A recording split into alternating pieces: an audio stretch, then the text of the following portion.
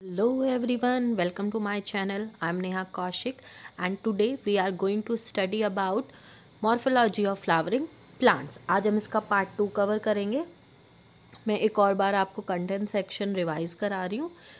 इसमें जो टॉपिक्स हैं the root, the stem, the leaf, the inflorescence, the flower, the fruit, the seed, semi technical distribution of a typical flowering plant and description of some important families. आज जो हम topic cover करेंगे वो है इसमें the stem. Start करते हैं फिर. Okay. The stem is the ascending part of the axis bearing branches, leaves, flowers and fruits. Stem क्या है? एक असेंडिंग पार्ट है. या मेनली हम अगर हम एक सीड की बात करें तो जब हम किसी सीड को जर्मिनेट करते हैं तो उसके पास दो पार्ट्स होते हैं, एक प्लूम्यूल होता है और एक रेडिकल होता है. तो जब ये सीड ग्रो होना शुरू होता है तो जो इसमें रेडिकल प्रेजेंट है वो कन्वर्ट होते हैं रूट्स में और जो प्लूम्यूल इसमें प्रेजेंट है वो कन्वर्ट होता है स्टेम में. ठीक है. तो अगर मैं बात करूँ कि स्टेम कहाँ से डेवलप होती है तो it develops from the plumule of the embryo of a germinating seed. ठीक है. तो हमें ये तो पता चल गया कि ये ओरिजिनेट कहाँ से होती है. कौन कौन सी चीज़ें ये बियर करती है वो हम देख लेते हैं. इसमें ब्रांचेस होती हैं, लीव्स होती हैं, ठीक है, और फ्लावर्स होते हैं, फ्रूट्स होते हैं. ये सब इसमें मिलते हैं हमें स्टेम में. फिर स्टेम में नोड्स और इंटरनोड्स होती हैं जहाँ पर लीव्स प्रेजेंट होती हैं. फिर है उसके बाद the region of the stem where leaves are born are called nodes. अभी बताया कि जो लीव्स हैं जहाँ से उनका ओरिजिन होता है उन पॉइंट्स को हम क्या बोलते हैं? नोड्स बोलते हैं. और इंटरनोड्स क्या होते हैं? दो नोड्स के बीच का पोर्शन. तो नोड्स क्या हुए? जहाँ से लीव्स एराइज हो रही हैं. और इंटरनोड क्या हुए? दो नोड के बीच का जो पोर्शन आएगा वो इंटरनोड कहलाएगा. स्टेम के पास और क्या क्या होते हैं? बड्स होती हैं और यही बड क्या करती हैं? आगे जाके फ्लावर में कन्वर्ट होती है.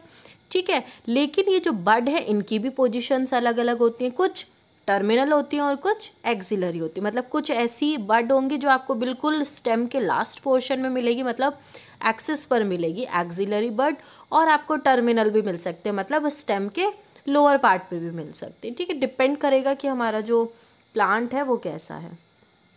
उसके बाद है the stem is generally green. अगर हम बात करें कि हमारे पास कोई छोटा सा प्लांट है तो अगर मैं उसकी बात करूँ तो उसमें स्टेम क्या होती है? यंग होती है और वो ग्रीन कलर की होती है. ठीक है. लेकिन जैसे जैसे हमारा प्लांट मैच्योर होना शुरू होता है वो ट्री में कन्वर्ट होता है, या अगर वो जनरली एक प्लांट भी है तो भी वो वुडी भी हो सकता है. और अगर ट्री की बात करें तो डार्क ब्राउनिश कलर का भी होता है. मेन फंक्शन क्या है स्टेम का? जो स्टेम है वो क्या करती है? लीव्स को बियर करती है, फ्रूट्स को बियर करती है और फ्लावर्स को बियर करती है. और क्या काम है इसका? वाटर मिनरल्स को कैरी करती है और फोटोसिंथेट्स. मतलब अब स्टेम पर ही तो लीव्स ग्रो हो रही हैं और लीव्स क्या करती हैं? फोटोसिंथेसिस करती हैं. तो जनरली अगर हम बात करें तो स्टेम फोटोसिंथेसिस में भी हेल्प करती हैं. ठीक है. Some stems perform the function of storage. अब ज़रूरी नहीं कि स्टेम का सिर्फ यही काम है कि वो वाटर और मिनरल्स को ट्रांसपोर्ट करे, लेकिन वो फूड को भी स्टोर करती है. ठीक है. तो स्टेम का क्या काम है? स्टोरेज ऑफ फूड, सपोर्ट का भी काम करती है, प्रोटेक्शन प्रोवाइड करती है और the important thing vegetative propagation करती है. ठीक है. मतलब वेजिटेटिव प्रोपोगेशन में भी ये हेल्प करती है.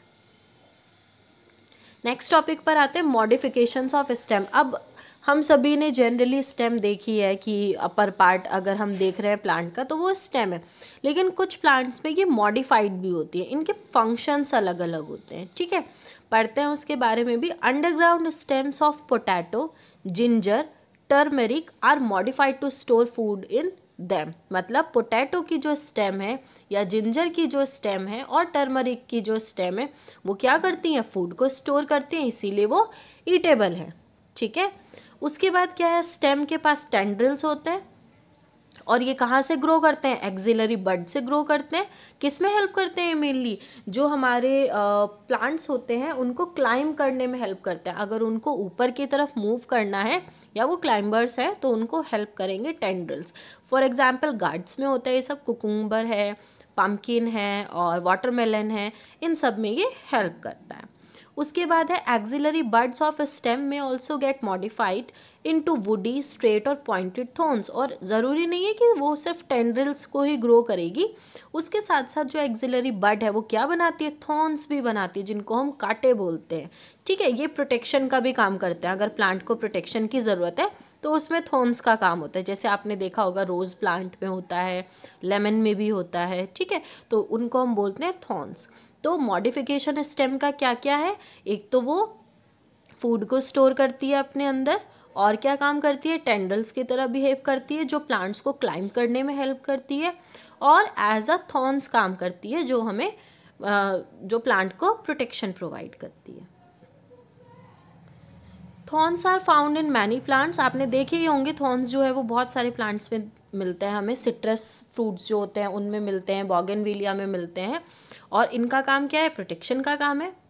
ठीक है, जो भी एनिमल्स इधर उधर घूमते रहते हैं, और अगर वो प्लांट मतलब अगर प्लांट के पास थॉर्न्स है तो कॉमन सी बात है, कोई एनिमल वहाँ पर जाएगा नहीं। ठीक है, उनसे दूर ही रहेंगे। तो इसीलिए कुछ प्लांट्स में थॉर्न्स प्रेजेंट होते हैं।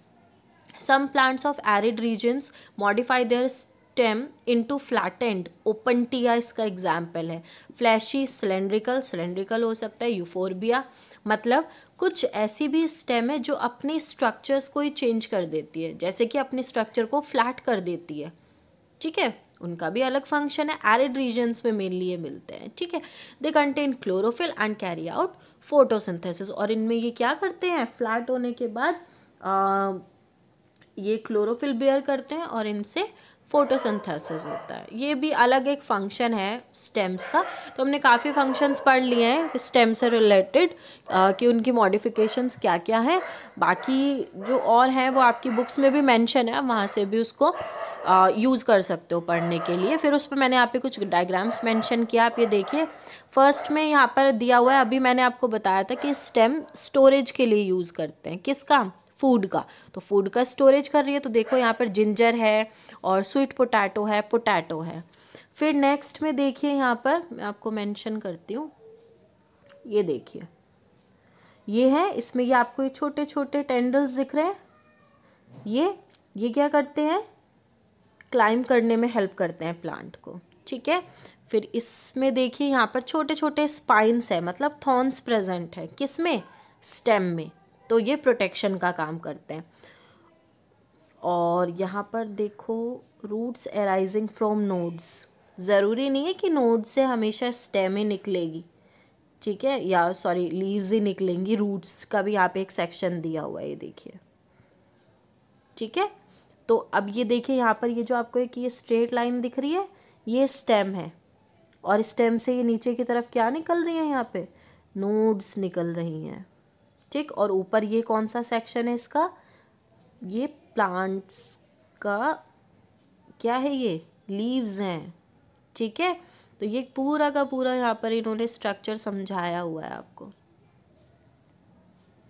इसी के साथ हमारी ये जो प्रेजेंटेशन है वो ख़त्म हुई, और हम लोग नेक्स्ट टर्न पर द लीव को कंटिन्यू करेंगे। इसके जो बाद का सेक्शन है वो थोड़ा लेंदी पोर्शन है, लेकिन ईजी टू अंडरस्टैंड है। और अगर आपको नोट्स भी लिखने हैं तो जो मैंने इस स्लाइड में आपको नोट्स दिए हैं, जो बाकी पहली स्लाइड्स में भी मैंने आपको नोट्स दिए हैं, आप उसके थ्रू भी अपनी स्टडी को कंटिन्यू कर सकते हैं, और इन नोट्स को आप पढ़ने के लिए भी यूज़ कर सकते हैं।